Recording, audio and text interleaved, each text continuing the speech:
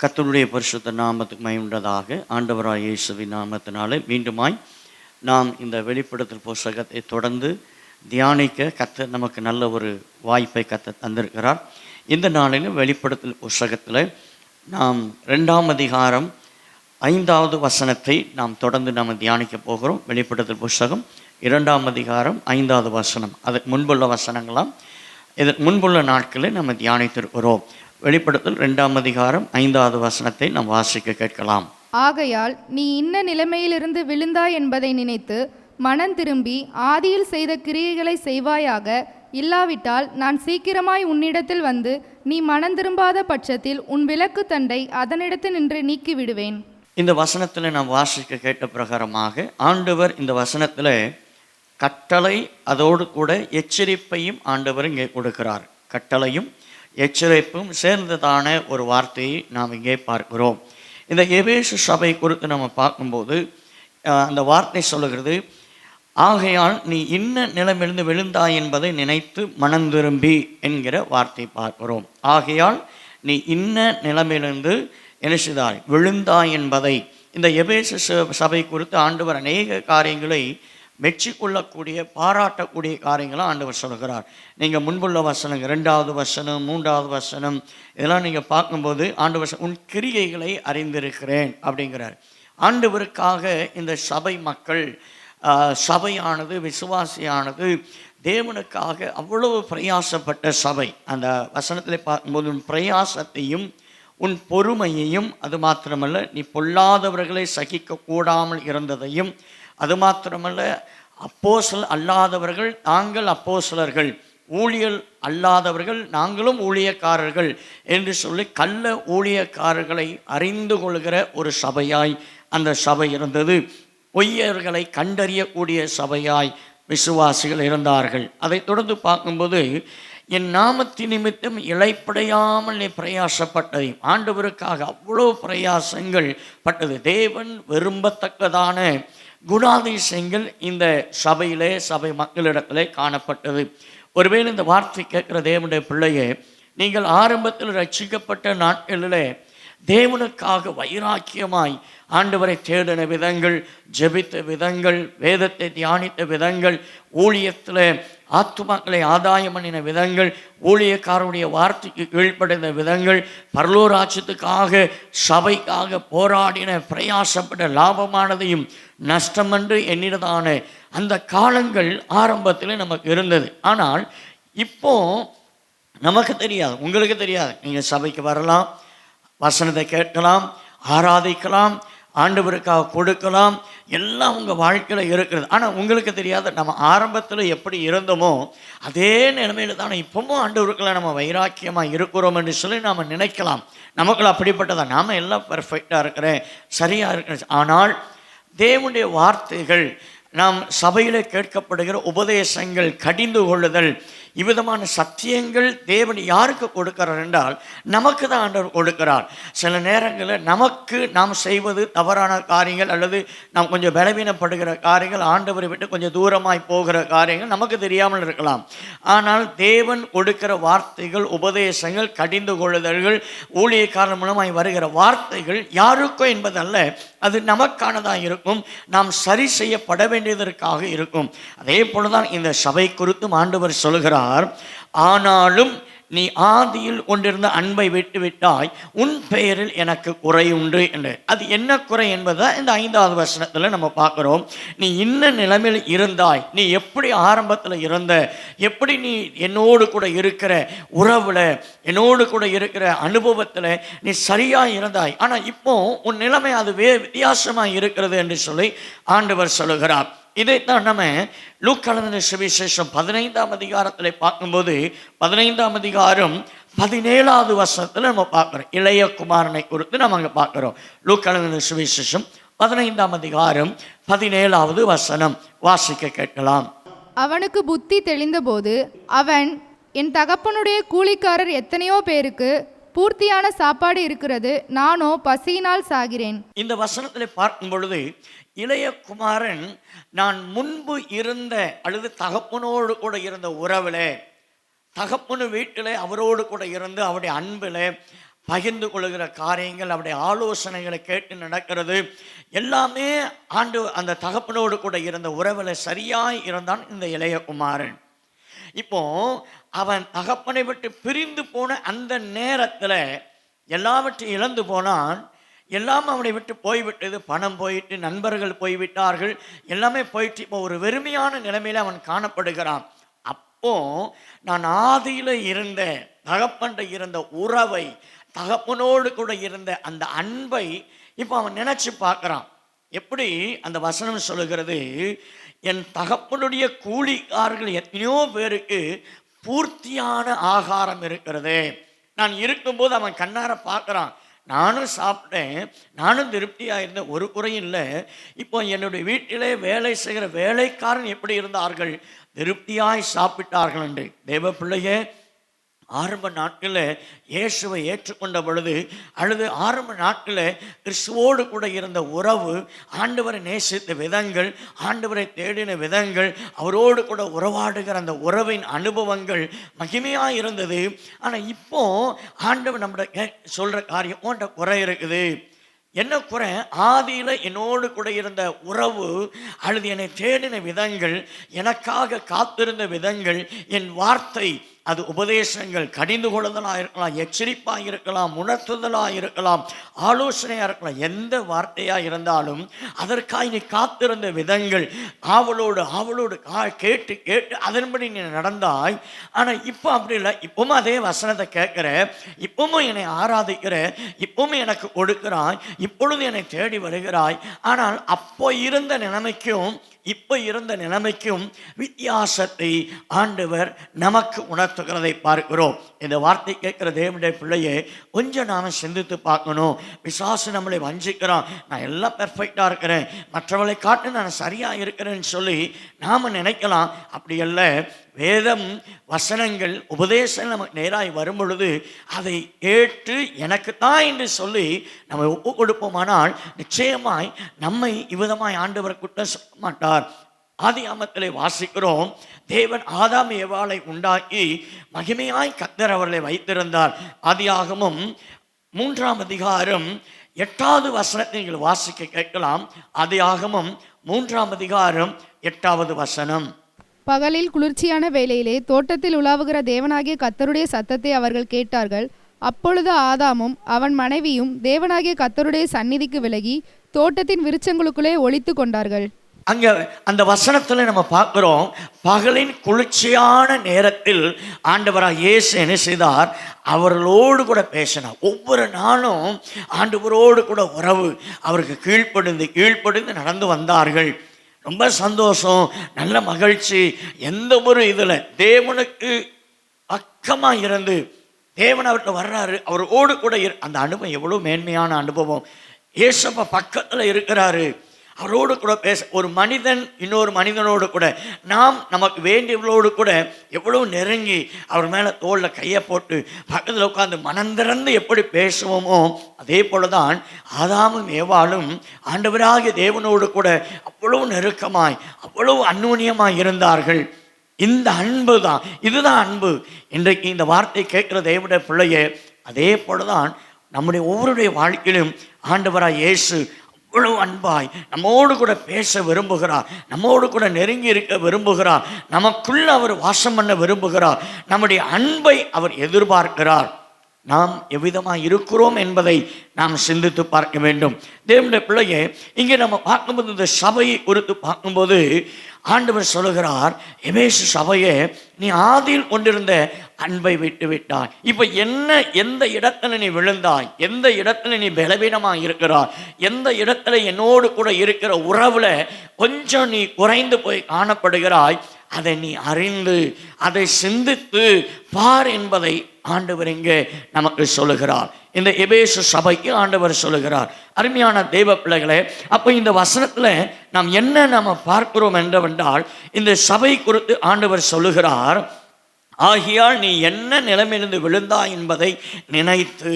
நாம் இந்த வார்த்தை கேட்கிற இந்த சமயத்தில் நாம் தேவனோடு கூட இருக்கிற உறவு எதிலிருந்து நம்ம கொஞ்சம் தவறி போயிட்டோம், இன்றைக்கு நம்ம என்ன நினைக்கிறோம், ஆரம்பத்தில் சபைனா ஓடி வருவோம், பைபிள் ஸ்டடினா ஓடி வருவோம், உபவாச ஜெபம்னா ஓடி வருவோம், ஆராதனை 10 மணிக்குன்னா 9:30 ஓடி வந்துடும். ஆனால் இப்போ நம்ம எப்படி இருக்கிறோம்? ஆண்டவரை தேடுவதற்கு ஆராதனை 10 மணினா 10:30 மணி, 10:45, இல்லைன்னா பாட்டு முடிஞ்ச பிறகு இப்படிலாம் நம்ம போயிட்டோம். ஏன்? ஆரம்பத்தில் இருந்த அன்பு வேற, இப்போ ஆண்டவர் ஆனால் ஆலயத்து தான் போகிறோம், ஆனால் தேவனை தேட தான் போகிறோம். ஆனால் நம்முடைய வாழ்க்கையில் ஆதியில் இருந்த தேவனை தேடின விதங்கள் இப்பொழுது நம்முடைய வாழ்க்கையில் குறைந்து போய்விட்டது அல்லவா? இப்பொழுது ஆண்டவர் சொல்லும் இந்த சபையை பார்த்து 2ஆவதாக நீ என்ன செய்யணுமா, மனந்திரும்பு என்று சொல்கிறார். திரும்ப அந்த வெளிப்படுத்தல் 2ஆம் அதிகாரம் 5வது வசனத்தை நாம் வாசிக்கலாம். ஆகையால் நீ இன்ன நிலைமையிலிருந்து விழுந்தாய் என்பதை நினைத்து மனம் திரும்பி ஆதியில் செய்த கிரியைகளை செய்வாயாக. இல்லாவிட்டால் நான் சீக்கிரமாய் உன்னிடத்தில் வந்து நீ மனம் திரும்பாத பட்சத்தில் உன் விலக்கு தண்டை அதனிடத்தில் நின்று நீக்கி விடுவேன். இங்கே பார்க்கிறோம், நீ மனம் திரும்பு என்று சொல்லி ஆண்டவர் சொல்கிறார். இப்போ லூக்கான சுவிசேஷம் 15ஆம் அதிகாரத்தில் நீங்கள் பார்க்கும்போது அவன் யோசித்து பார்க்குறான். தொடர்ந்து நீங்கள் பார்க்கும்போது அவன் என்ன செய்கிறான்னா, தகப்பனிடத்தில் அவன் திரும்பி வருகிறான், மனம் திரும்பி ஓடி வருகிறான். அந்த வசனத்தை நீங்கள் வாசிக்க கேட்கலாம். லூக்கான சுவிசேஷம் 15ஆம் அதிகாரம் 17வது வசனத்தை நான் வாசிக்க கேட்கலாம். அவனுக்கு புத்தி தெளிந்தபோது அவன், என் தகப்பனுடைய கூலிக்காரர் எத்தனையோ பேருக்கு பூர்த்தியான சாப்பாடு இருக்கிறது, நானோ பசியினால் சாகிறேன். இங்கே பார்க்கிறோம், அவன் புத்தி தெளிந்து அவன் நான் எப்படி இருந்தேன் என்பதை முதல்ல யோசிக்கிறான், சிந்திக்கிறான். நான் தகப்பனோடு கூட இருந்த நிலைமை என்ன, இப்போ நான் என்னுடைய நிலைமை என்ன, தகப்பனுக்கும் எனக்கும் வெகு தூரமாக இருக்கிறது என்று சொல்லி சிந்தித்து 20வது வசனத்தில் நான் வாசிக்கும் பொழுது அவன் எழுந்து புறப்பட்டான். இதுதான் மனம் திரும்புதலின் அனுபவம். ஆண்டவர் இந்த சபைக்கு ஆண்டவர் சொல்லுகிறார், நீ மனம் திரும்பு, நீ ஆதியில் இருந்த நிலைமை விட்டு நீ ரொம்ப தூரம் போயிட்ட, திரும்ப என்கிட்ட வரணும் அப்படின்னு சொல்லி ஆண்டவர் சொல்லுகிறார். இந்த வார்த்தை கேட்குற தேவனுடைய பிள்ளையே, உன் வாழ்க்கையில் தேவனுக்கும் உனக்கும் வெகு தூரமாக இருக்குமானால் இதுவே நல்ல ஒரு சந்தர்ப்பம். இந்த வார்த்தை உனக்கு எச்சரிப்பாக இருக்கட்டும். தேவ பிள்ளையே, இந்த வார்த்தை உங்களுக்கு ஒரு ஆலோசனையாக நான் உங்களுக்கு சொல்லுகிறேன். இன்றைக்கு உங்கள் வாழ்க்கையில் எதெல்லாம் ஆண்டவரை விட்டு பிரித்து உங்களை தூரமாய் போக பண்ணியிருக்கிறதோ அதெல்லாம் விட்டுட்டு திரும்ப அந்த ஆண்டவர் ஆகிய தேவ சமூகத்தை அவரை தேடுவதற்கு நெருங்கி வந்துட்டீங்கன்னா உங்களுக்கு மிகவும் மேன்மையான ஒரு ஆசீர்வாதத்தை கர்த்தர் வைத்திருக்கிறார். இங்கே ஆண்டவர் சொல்லுகிறார், நீ மனம் திரும்பு என்று சொல்லி. அருமையானவர்களே, நம்ம நினைக்கலாம் ஆண்டவரை தேடுறேன், ஆண்டவரை ஆராதிக்கிறேன் அப்படின்னு சொல்லி. இது கடமைக்கான ஒன்று. அதனால தான் 1 கொரிந்தியர் 13ஆம் அதிகாரம் 1 முதல் 3 வசனங்களை நீங்கள் வாசிக்க கேட்பீர்களானால் 1 கொரிந்தியர் புத்தகம் 13ஆம் அதிகாரம் 1 முதல் 3 வசனங்கள். நான் மனுஷர் பாஷைகளையும் தூதர் பாஷைகளையும் பேசினாலும் அன்பு எனக்கிராவிட்டால் சத்தமிடுகிற வெண்கலம் போலவும் ஓசையிடுகிற கைத்தாளம் போலவும் இருப்பேன். நான் தீர்க்கதரிசன வரத்தை உடையவனாய் இருந்து சகல ரகசியங்களையும் சகல அறிவையும் அறிந்தாலும் மலைகளை பேர்க்கத்தக்கதாக சகல விசுவாசமுள்ளவனாய் இருந்தாலும் அன்பு எனக்கிராவிட்டால் நான் ஒன்றுமில்லை. எனக்கு உண்டான யாவற்றையும் நான் அன்னதானம் பண்ணினாலும் என் சரீரத்தை சுட்டெரிக்கப்படுவதற்கு கொடுத்தாலும் அன்பு எனக்கிராவிட்டால் எனக்கு பிரயோஜனம் ஒன்றுமில்லை. இந்த வசனத்தில் நான் வாசிக்க கேட்டோம்.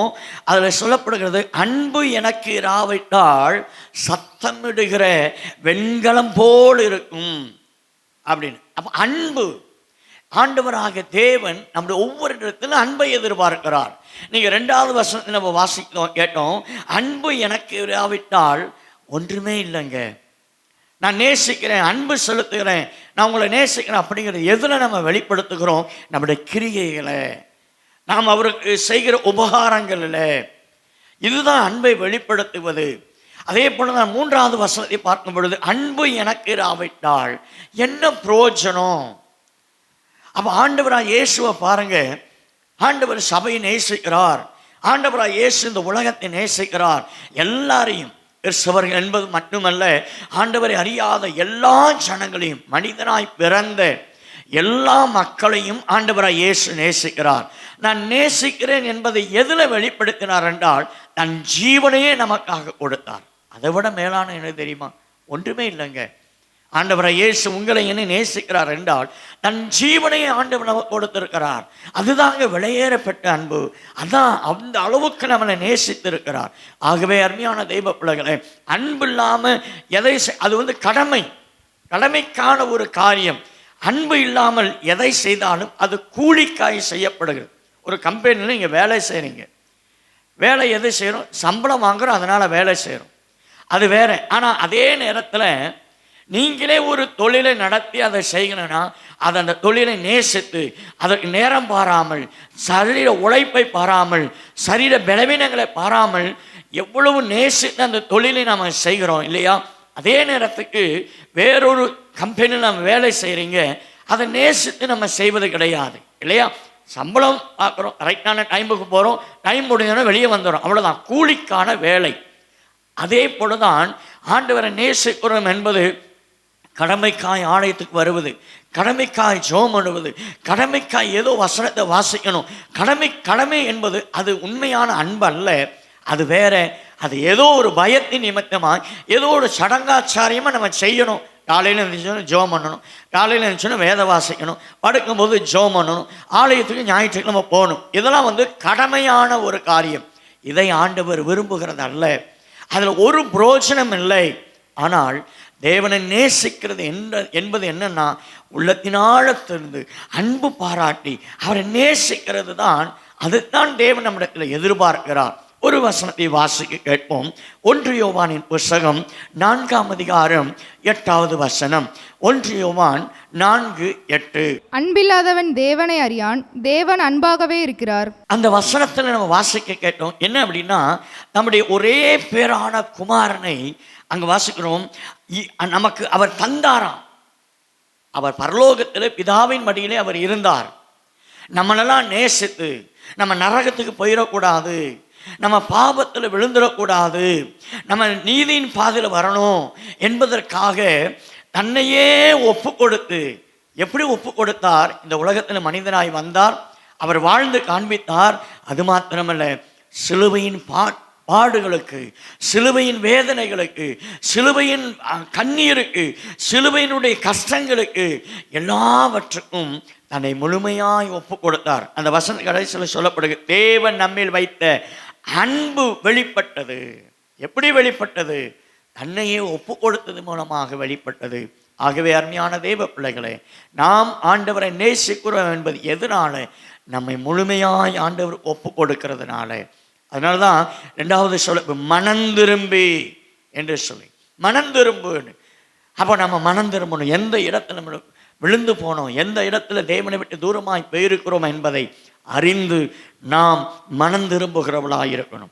3வது அதே வசனத்தை திரும்ப நான் வாசிக்கலாம். வெளிப்படுத்தல் புஸ்தகம் 2ஆம் அதிகாரம் 5வது வசனம். ஆகையால் நீ இன்ன நிலைமையிலிருந்து விழுந்தாய் என்பதை நினைத்து மனம் திரும்பி ஆதியில் செய்த கிரியைகளை செய்வாயாக, இல்லாவிட்டால் நான் சீக்கிரமாய் உன்னிடத்தில் வந்து நீ மனம் திரும்பாத பட்சத்தில் உன் விலக்கு தண்டை அதனிடத்தில் நின்று நீக்கி விடுவேன். 3வது நாம் அங்கே பார்க்கிறோம், சீக்கிரம் என்கிற ஒரு வார்த்தை நாம் அங்கே பார்க்கிறோம் இல்லையா? சீக்கிரம் என்கிற ஒரு வார்த்தை அங்கே சொல்லப்படுகிறதை பார்க்கிறோம். இது எதை சீக்கிரம் என்னவென்றால், ஆண்டவருடைய ரகசிய வருகை அல்லது ஆண்டவருடைய பகிரங்க வருகை என்பது அல்ல. 7 வருஷ உபத்திரவு காலம் முடிந்து ஆண்டவராய் இயேசுடைய பகிரங்க வருகை இருக்கும் என்பதை சகரியாவின் புஸ்தகத்தில் தீர்க்க தரிசனமாய் சொல்லப்படுகிறது. இந்த ரெண்டும் அல்ல. சீக்கிரம் என்பது நாம் நம்முடைய வாழ்க்கையில தேவனை விட்டு தூரமாய் போவோமானால் ஆண்டவர் சீக்கிரம் வந்து நியாயம் தீர்க்கிறவராய், அல்லது நம்மளை எச்சரிக்கிறவராய், அல்லது நமக்கு வேண்டிய பனிஷ்மெண்ட் தண்டனையை கொடுக்கிறவராய் இருக்கிறார். அதனால அந்த வார்த்தை சீக்கிரமாய், நான் சீக்கிரமாய் உன்னிடத்தில் வந்து என்று சொல்லி.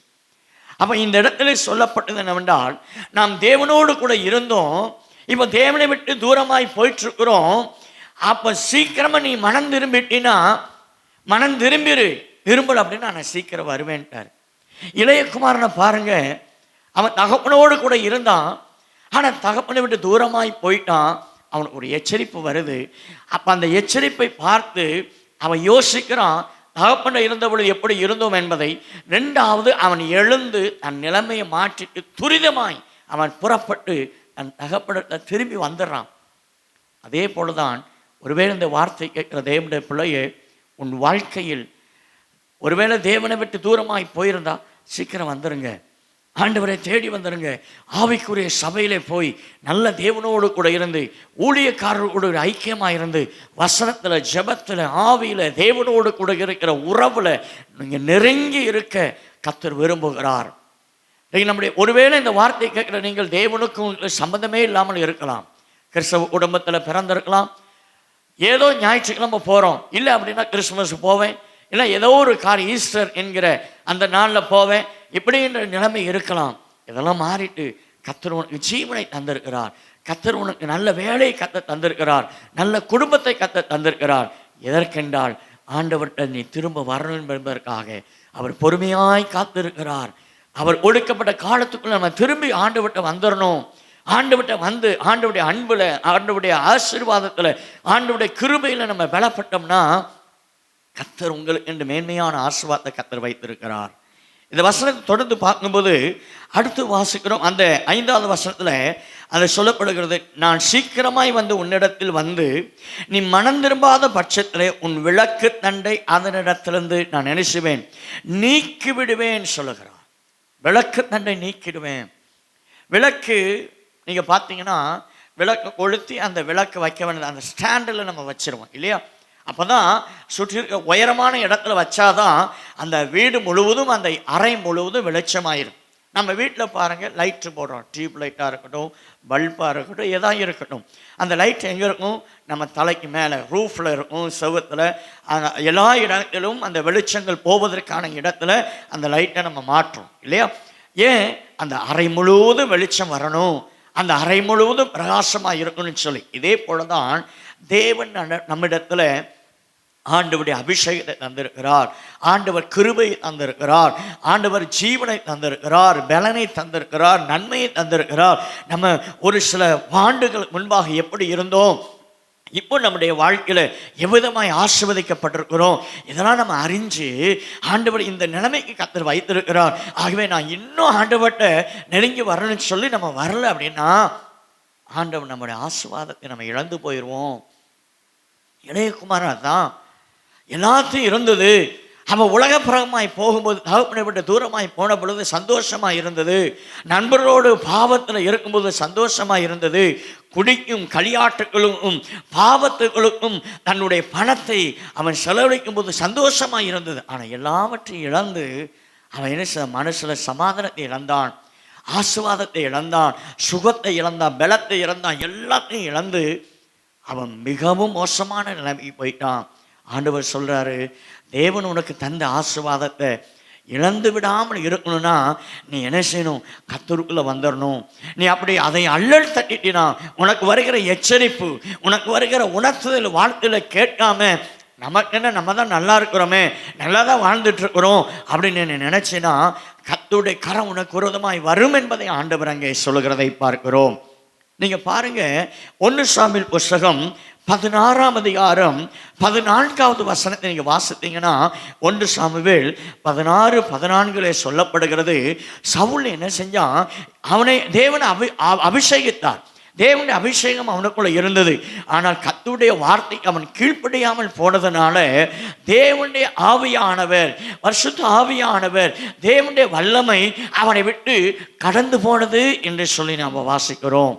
தேவ பிள்ளையே, நீ அபிஷேகம் பெற்றிருக்கலாம், தேவனுடைய கிருபையை பெற்றிருக்கலாம், தேவனுடைய வல்லமையை பெற்றிருக்கலாம், தேவனுடைய ஆசீர்வாதத்தை பெற்றிருக்கலாம், சபையில் நீ நல்லா கர்த்தரை ஆராதிக்கலாம். ஆனால் அதே நேரத்தில் உன் ஆவிக்குரிய வாழ்க்கை பெருமையினாலே, மேற்றுமையினாலே, அகங்காரங்கள்னாலே சபையில் நான் தான் பெரிய ஆள், சபையில் நான் எல்லாம் வல்லமை உள்ளவனாக இருக்கிறேன், சபையில் நான் பெரிய உயர்ந்த ஸ்தானத்தில் இருக்கிறேன், சபையில் நான் தான் பாட்டு பாடுறேன், சபையில் நான் தான் இசை வாசிக்கிறேன், சபையில் நான் தான் எல்லாம் பெரிய ஆளுன்னு சொல்லி பெருமை, மேட்டுமை இவைகள் உனக்குள்ள இருக்குமானால் அவைகளை விட்டு நீ தாழ்த்தி ஆண்டவருடைய சமூகத்தில் ஒப்பு கொடுத்துட்டினா அந்த கிருபை உன்னை விட்டு நீங்காது. சவுல் அப்படி தான் நினச்சான், நானும் அபிஷேகம் பெற்றவன் தான், எனக்கு அதிகாரம் இருக்கு என்று சொல்லி தான் அவன் மேன்மை பாராட்டினபடினாலே, தேவனுடைய வார்த்தைக்கு கீழ்ப்படியாமல் போனதுனால தேவனுடைய அபிஷேகம் அவனை விட்டு விலகி போனது என்று பார்க்கிறோம். இந்த வார்த்தை கேட்குற தேவனுடைய பிள்ளையே, உனக்கும் ஆண்டவர் எச்சரிப்பாய் சொல்லுகிறார், தேவனுக்கு கொடுத்த கிருபை இழந்து விடாதீர்கள், தேவனுக்கு கொடுத்த அபிஷேகத்தை இழந்து விடாதீங்க, தேவனுக்கு கொடுத்த மகிமையை இழந்து விடக்கூடாது என்பதற்கு தேவன் ஒரு எச்சரிப்பாய் உனக்கு கர்த்தர் வலியுறுத்துகிறதை பார்க்கிறோம். எனவே அருமையான தேவ பிள்ளைகளை, இன்றைக்கு இந்த வசனத்தில் முதல்ல நம்ம பார்த்தோம், அந்த வார்த்தை சொல்லுகிறது, நீ என்ன நிலைமையிலிருந்து விழுந்தாய் என்பதை அறிந்து. ரெண்டாவது, நீ மனம் திரும்பு. மூன்றாவது, அங்கே சொல்ல சீக்கிரமாய் என்ற வார்த்தை. நான்காவது, உனக்குள்ள இருக்கிற அபிஷேகத்தை, உனக்குள்ள இருக்கிற அந்த விளக்கு தண்டை நான் எடுத்து போடாதபடி நீ ஜாக்கிரதையாக இரு என்று சொல்லி இந்த 4 காரியங்களை இங்கே பார்க்கிறோம். சரி, அடுத்ததாக 6வது வசனத்தை நாம் வாசிக்க கேட்கலாம். வெளிப்படுத்தும் புத்தகம் 2ஆம் அதிகாரம் 6வது வசனம். நான் வெறுக்கிற நிக்கோலாய் மதஸ்தரின் கிரியைகளை நீயும் வெறுக்கிறாய், இது உன்னிடத்தில் உண்டு. இந்த வசனத்தை நம்ம வாசிக்க கேட்டோம். நான் வெறுக்கிற நிக்கோலாய் மதஸ்தரின் கிரியைகளை நீயும் வெறுக்கிறாய் என்று சொல்லி அங்கே பார்க்கிறோம். இந்த நிக்கோலாய் மதஸ்தர் அப்படின்னா யார் என்பதை அப்போஸ்தலர் நடவடிக்கைகள் 6ஆம் அதிகாரத்தில் நம்ம வாசிக்கலாம். அப்போஸ்தலர் நடவடிக்கைகள் 6ஆம் அதிகாரம் 5வது வசனத்தை பார்க்கும் பொழுது, சபையின் பந்தி விசாரிப்புக்காரர்கள் அங்கே தேர்ந்தெடுக்கிறாங்க. அங்கே குறிப்பிட்ட நபர்களை ஒவ்வொரு வேலைக்காக தேர்ந்தெடுக்கிறார். அப்படி பந்தி விசாரிப்புக்கான தேர்ந்தெடுக்கப்பட்ட நபர்கள் ஒருவன் தான் இந்த நிக்கோலாய் என்கிற அந்த 7 பேர் தேர்ந்தெடுக்கிறாங்க. அதில் ஒரு நபர் தான் இவர். இவரை குறித்து நீங்கள் பார்க்கும்போது அந்தோக்கிய பட்டணத்தானாகிய இந்த நிக்கோலாய் என்பவர். இவரை குறித்து பார்க்கும் பொழுது ஆண்டவருடைய சபையிலே அந்த இடத்துல விசாரிப்பதற்காக, அவர்களை கவனிப்பதற்காக நியமிக்கப்பட்ட ஒருவனாக இவன் இருந்தான். ஆனால் பின்னாட்களை பார்க்கும் பொழுது இவன் கீழ்ப்படியாமையினாலே, இவன் கள்ள உபதேசங்களுக்கு செவி கொடுத்ததினாலே, அது மாத்திரமல்ல ஒழுக்கக்கேடான காரியங்களுக்கு இவன் தன்னை ஒப்பு கொடுத்ததினாலே, இப்படிப்பட்ட தேவனுக்கு பிரியமில்லாத காரியங்களை இவன் தன்னை ஈடுபடுத்தினபடினாலே இவனுக்குள்ளாக வேறு விதமான ஒரு ஆவி, பொல்லாத ஆவி இவனை ஆட்கொண்டதை பார்க்கிறோம். ஆகவே தான் இப்படிப்பட்ட தவறான அல்லது சீர்கேடான கள்ள உபதேசங்களுக்கு, பரிசுத்த ஆவியானவர் சொல்லுகிற சத்தியங்களுக்கு கீழ்ப்படியாமல் தவறான போதனைகளுக்கு இவன் உட்பட்டபடியினாலே தான் இங்கே சொல்லப்படுகிறது நிக்கோலாய் மதஸ்தனர். இவன் தன்னை தேவனுக்கு பிரியமில்லாத உபதேசங்களுக்கு தன்னை ஒப்பு கொடுத்தபடினாலே அதன் வழியாக ஒரு கூட்ட ஜனங்கள் தவறான உபதேசங்களுக்கும் தவறான சத்தியங்களுக்கும் பின்பற்றுகிறவர்களாய் மாறிப்போனார்கள்.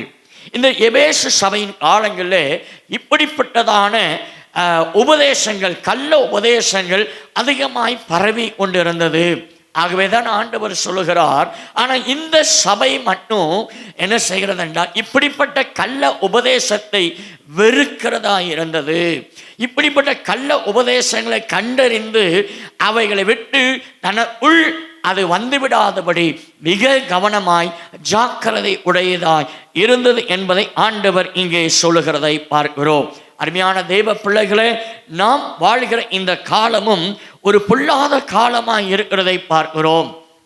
கிறிஸ்தவ வட்டாரங்களில் சில வருடங்களுக்கு முன்பு அப்படிலாம் இல்லை. ஆனால் இப்போ இந்த கடைசி காலத்தில் பார்க்கும்போது மிக பயங்கரமான உபதேசங்கள், கள்ள உபதேசங்கள். முன்னெல்லாம் கிறிஸ்தவம், சத்தியம், உபதேசம் இதுதான் அப்படிங்கிற நிலைமையில். ஆனால் இப்போ அப்படி அல்ல.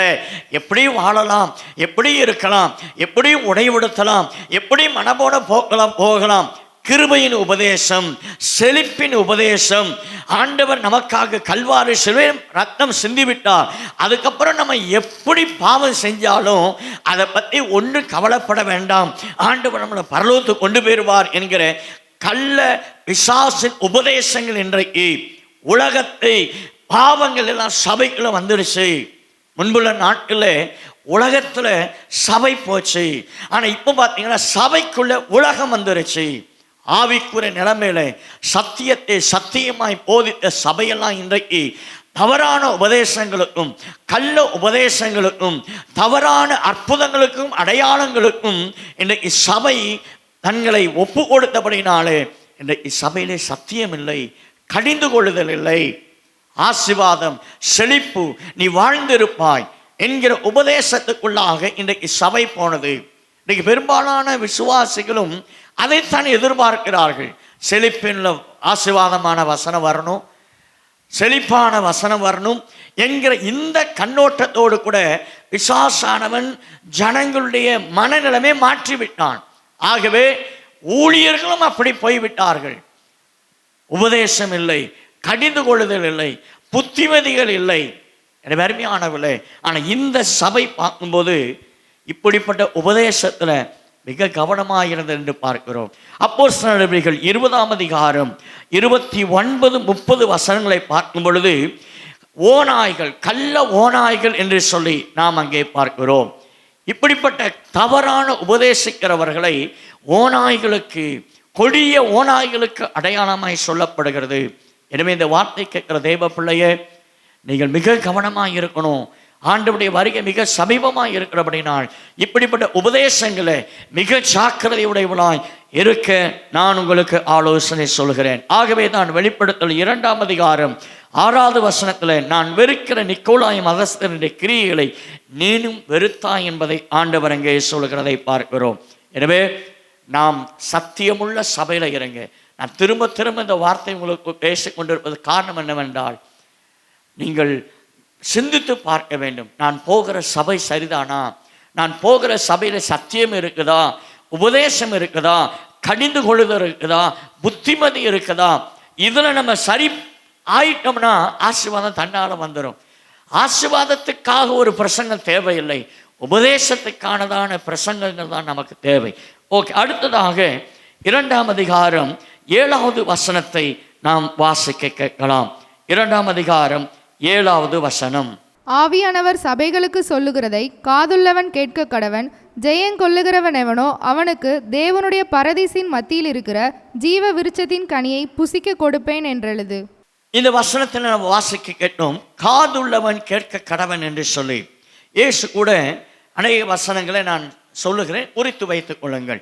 மத்தேயு எழுதின சுவிசேஷம் 11ஆம் அதிகாரம் 15வது வசனம், 13ஆம் அதிகாரம் 9வது வசனம், 43வது வசனம், மார்க்கு 4ஆம் அதிகாரம் 9வது வசனம், 23வது வசனம், லூக்கா எழுதின சுவிசேஷம் 8ஆம் அதிகாரம் 8வது வசனம், 14ஆம் அதிகாரம் 35வது வசனம். இந்த வசனங்கள்லாம் ஆண்டவராய் இயேசு கூட தன்னுடைய ஊழியத்தில் காதுள்ளவன் கேட்க கடவன் என்று சொல்லி ஆண்டவர் அங்கே சொல்கிறதை பார்க்க. அப்படின்னா காதில் அப்படிங்கிற அர்த்தம் அல்ல, உள்ளான மனிதன், நமக்குள்ள இன்னொரு மனுஷன் இருக்கிறான், அவன் அந்த மனிதனுடைய காது கேட்கப்படணும். இன்றைக்கு சபைக்கு போகிறோம், எத்தனை பேர் ஊழியக்காரருடைய வார்த்தைகளை, செய்திகளை மிக கவனமாய் உன்னிப்பாய் நம்ம கேட்டு நம்முடைய இருதயத்துக்குள்ள வச்சு அதை செயல்படுத்துகிறோம் என்பது தெரியாது. ஆனால் நம்ம பார்வை என்னன்னா, செய்தி கொடுக்கும்போது ஊழியக்காரனை பார்த்தது போல இருக்கும். ஆனால் நம்முடைய சிந்தை, நம்முடைய நினைவுகள், நம்முடைய எண்ணங்கள் வேற எங்கேயோ ஓடிக்கொண்டிருக்கும். பல வேலைகள், பல காரியங்கள், ஆராதனை முடிஞ்ச உடனே அங்கே போகணும், இங்கே போகணும், அந்த வேலையை செய்யணும், இந்த வேலையை செய்யணும், பல பொறுப்புகள் இருக்கிறது, அதெல்லாம் நம்ம இன்னைக்கு செய்து முடிக்கணும். ஆனால் வசனங்கள் நமக்கு நேரம் வந்துட்டு இருக்குது, ஆனால் உள்ளுக்குள்ளே நம்ம என்ன செய்யலை, போகலை. அதைத்தான் இங்கே சொல்லப்படுகிறது, காது உள்ளவன் கேட்க கடவன் என்று சொல்லி இந்த வார்த்தை பார்க்கிறோம்.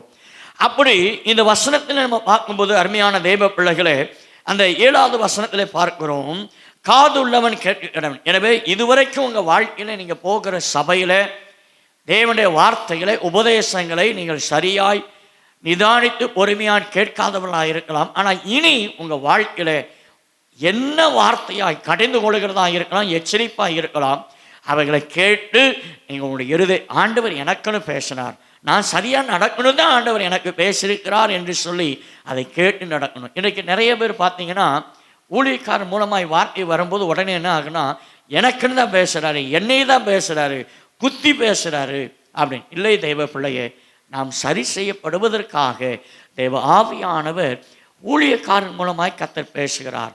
ஆரம்ப நாட்கள்லாம் நீங்கள் பார்க்கணும், அப்போஸ்தலர் இதெல்லாம் பார்க்கும்போது தேவனுடைய வார்த்தை வரும்போது விசுவாசிக்க நாங்கள் என்ன செய்ய வேண்டும் என்பதை எங்களுக்கு கற்றுத்தாரும், உணர்த்தப்பட்டார்கள், எச்சரிக்கப்பட்டார்கள்.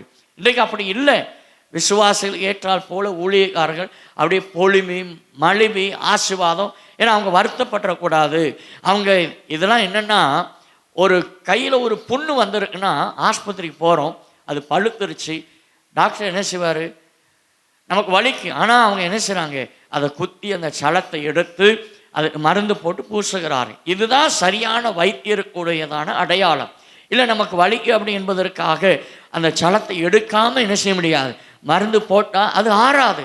மேலும் மேலும் மேலும் மேலும் அந்த புண்ணு கை முழுவதும் பரவி கையை எடுக்க வேண்டிய சூழ்நிலை ஏற்படும். உபதேசம் என்பதும் அதுதான்.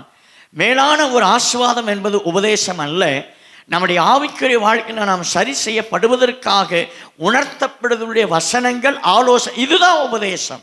இதில் நாம் சரி செய்யப்பட வேண்டும். அப்போ இங்கே பார்க்கிறோம், இந்த வசனம் சொல்லுகிறது, ஆவியானவர் சபைக்கு சொல்லுகிறதை காதுலனுக்கு. அடுத்ததாக பார்க்கும் பொழுது, ஜெயங்கொள்கிறவனுக்கு தேவன் ஒரு வாக்கு தத்தத்தை ஆண்டவர் கொடுக்கிறார். இதில் நம்ம ஜெயமாய் வாழ்ந்துட்டோம்னா, தேவன் நமக்கு கொடுக்கப்பட்ட காலத்தில் கர்த்தருடைய உபதேசத்தை கேட்டு நம்ம ஆவிக்குரிய வாழ்க்கையில் ஜெயமாய் வாழ்ந்துட்டோம்னா, கர்த்தர் நமக்கு மேன்மையான ஒரு ஆசீர்வாதத்தை கர்த்தர் வைத்திருக்கிறார். வேதத்தில் ஒரு வசனத்தை வாசிக்க கேட்கலாம். பரிசுத்த யோவான் சொல்லுகிறார், 1 யோவானின் புத்தகம் 4ஆம் அதிகாரம் 4வது வசனம் இவ்விதமாய் சொல்லுகிறது. 1 யோவான் 4ஆம் அதிகாரம் 4வது வசனம் நாம் வாசிக்க கேட்கலாம். பிள்ளைகளே, நீங்கள் தேவனால் உண்டாயிருந்து அவர்களை ஜெயித்தீர்கள், ஏனெனில் உலகத்தில் இருக்கிறவனிலும் உங்களில் இருக்கிறவர் பெரியவர். அந்த வார்த்தையை நம்ம கேட்டோம். பிள்ளைகளே, நீங்கள் தேவனால் உண்டாயிருந்து அவர்களை ஜெயித்தீர்கள், ஏனெனில் உலகத்தில் இருக்கிறவனிலும் உங்களில் இருக்கிறவர், நம்மில் இருக்கிறவர் அவர் பெரியவர். அப்ப ஆண்டவர் நமக்கு என்ன சொல்லுங்க, உலகத்தை ஜெயிக்கிறவளாய் மாறணும்.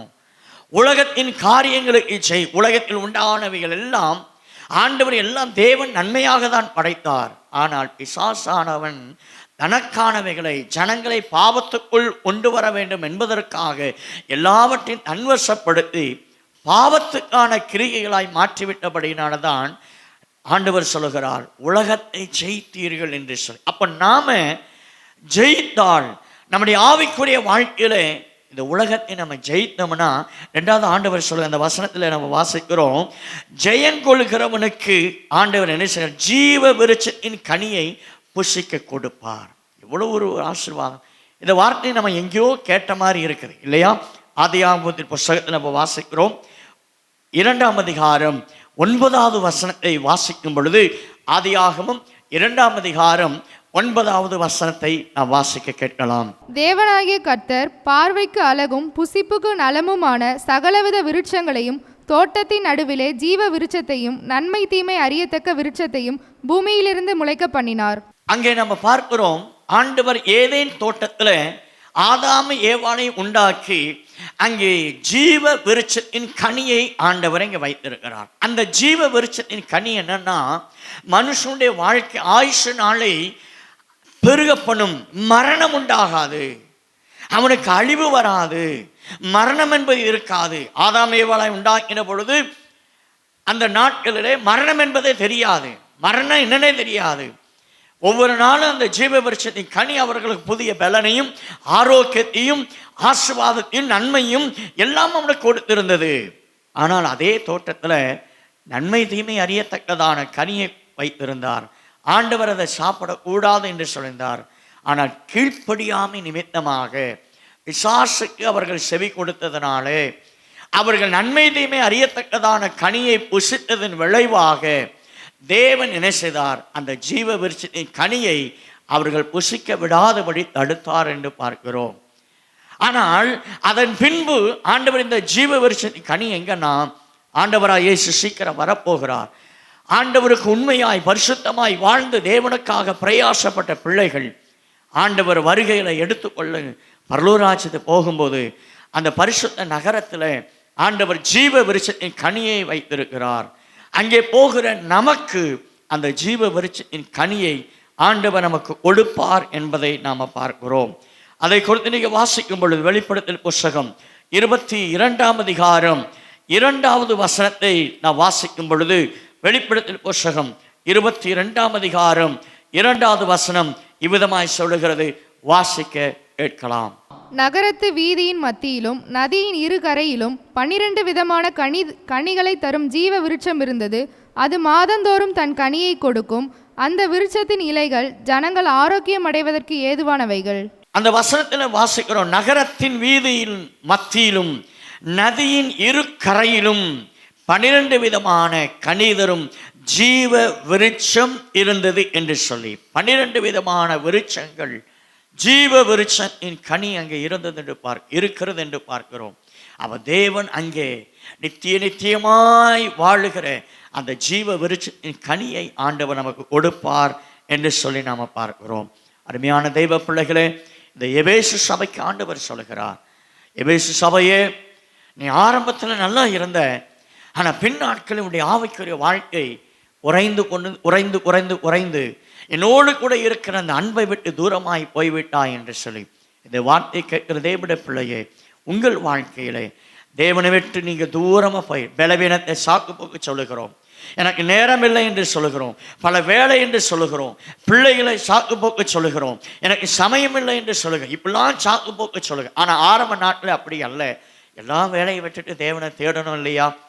எந்த வேலை இருந்தாலும் கர்த்தருடைய சமூகம் முக்கியம் என்று சொல்லி வந்தோம் இல்லையா? எவ்வளோ காரியங்கள் இருந்தாலும் ஆராதனைக்கு சரியான நேரத்தில் நம்ம ஓடி வந்தோம் இல்லையா? ஆனால் இப்போ அந்த அன்பு எங்கே போச்சு? இப்போ கடமைக்கு என்கிற நிலைமை இருக்குமானால் இன்றைக்கு உங்கள் வாழ்க்கையை ஒப்பு கொடுங்க. இந்த எபேசு சபைக்கு ஆண்டவர் கடைசியாக சொல்லுகிறார், நீ மனம் திரும்பி வந்துட்டேனா உனக்கு ஜீவ விருட்சத்தின் கனியை நான் கொடுப்பேன். ஒரு இந்த வார்த்தை கேட்கிறதை விட பிள்ளையே, உன் வாழ்க்கை பரலோராட்சத்தை இழந்துடக்கூடாது. ஆண்டவராக இயேசு சீக்கிரம் வரப்போகிறார். அவருடைய வருகையில் நம்ம பரலோராட்சத்துக்கு போகணுமே. அந்த ராஜ்யத்தில் ஆண்டவர் மகிமையான ஆசீர்வாதத்தை கர்த்தர் வைத்திருக்கிறார். இந்த உலகத்தில் காண்கிறவை எல்லாமே அது ஒப்பிடத்தக்கவைகள் அல்ல. இவைகளாம் அழிந்து போகக்கூடியவைகள், இவைகளாம் புரோஜனமற்றவைகள். ஏதோ வாழ்வதற்கு நம்ம உடை உடுத்துகிறோம், பலனாய் இருப்பதற்கு ஆகாரம் சாப்பிடுகிறோம், ஏதோ வேலையை தந்திருக்கு, அவ்வளோதான். பலத்தின் மிகுதினால் 70 வருஷம் நல்லா சாப்பிட்டு நல்ல திடகாத்தனமாக இருந்தால் 80 வருஷம் அப்போமே சங்கீதத்தில் நம்ம எழுதப்பட்டிருக்கு. ஆனால் இப்போ அப்படி இல்லை. மனுஷனுடைய வாழ்க்கையில் எப்போனாலும் மரணம் வருகிறது, எப்போனாலும் மரணத்தை நம்ம சந்திக்கிறோம்.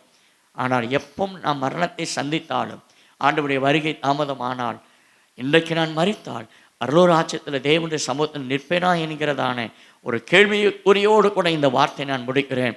அப்படி உங்களுக்கு சந்தேகம் இருக்குமானால் இன்றைக்கு உங்களுக்கு ஒப்பு கொடுங்க. ஆண்டவரே, என்னை மன்னியும், என்னை பரிசுத்தமாக்கும், நான் உங்களுடைய பிள்ளையாய் நான் மாறுவேன் ஐயா, இன்னும் ஆண்டவரை தேடுவேன்னு சொல்லி உங்களை ஒப்பு கொடுத்துட்டீங்கன்னா ஆண்டவருடைய இருதயம் மகிழுங்க. அவருடைய அன்பில் நெருங்கி வந்துடுங்க. ஆண்டவரை தேடுங்க, எதையும் சாக்கு போக்கு சொல்லாதீங்க. கர்த்தருக்குள்ளே நெருங்கி வந்துட்டீங்கன்னா ஆண்டவராக இயேசு மத்திய ஆகாயத்தில் வருவார். அப்பொழுது வரும்பொழுது நாம் உயிரோடு கூட இருப்போமானால் இமைப்பொழுது மறுரூபமாகி ஆண்டவரை முகமுகமாய் சந்திப்போம். நித்திய காலமாய் தேவனோடு கூட வாழ்கிற பாக்கியத்தை கர்த்தர் தருவார். நிச்சயமாய் இந்த வார்த்தை உங்களுக்கு பிரோஜனமாக இருக்கும் என்று சொல்லி நான் நம்புகிறேன். தொடர்ந்துள்ள வசனங்களை நான் வருகிற நாட்களை தியானிக்கலாம்.